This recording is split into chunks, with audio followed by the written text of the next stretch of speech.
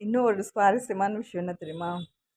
நிறைய எழுதுறவங்களால, நிறைய வரையறவங்களால வண்டி ஓட்ட முடியாது.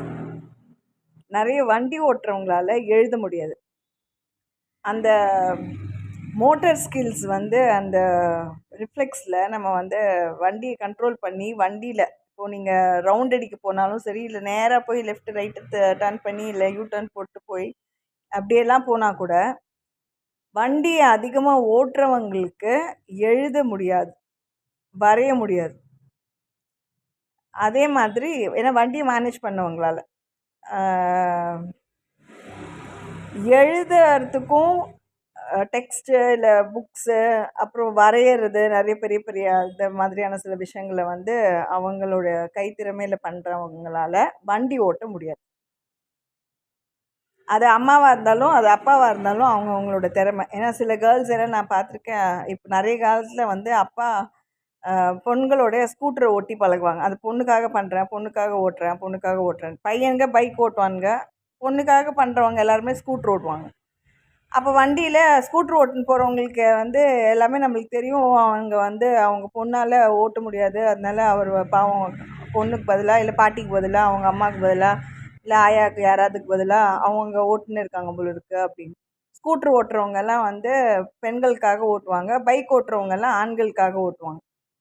பெண்கள் சிந்தனையில் அதுக்கேற்ற மாதிரி தான் சில விஷயங்களை வந்து எழுதுவாங்க, சில விஷயங்களை வரைபடல் மூலயமா விவரிக்கிறது அதெல்லாம் பண்ணுறாங்க.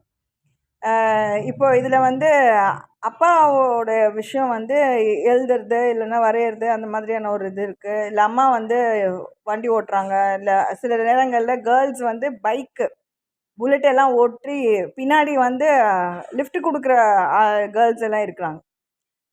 அவங்களுக்கு என்னன்னா வண்டி ஓட்ட முடியும், அவங்களால மோட்டர் ஸ்கில்ஸ் பெரிய பெரிய ஹெவி வெஹிக்கிள்ஸ் எல்லாம் அவங்க லைசன்ஸ் வாங்கி ஹெவி லோட் வெஹிக்கிள்ஸ் எல்லாம் கூட பண்ணுவாங்க.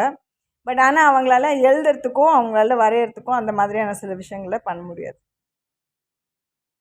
இன்னொன்று ஒரு விஷயம் இருக்குது. இந்த ஆறில் இருக்க எரிச்சல், இந்த சிக்ஸில் இருக்கக்கூடிய எரிச்சல்,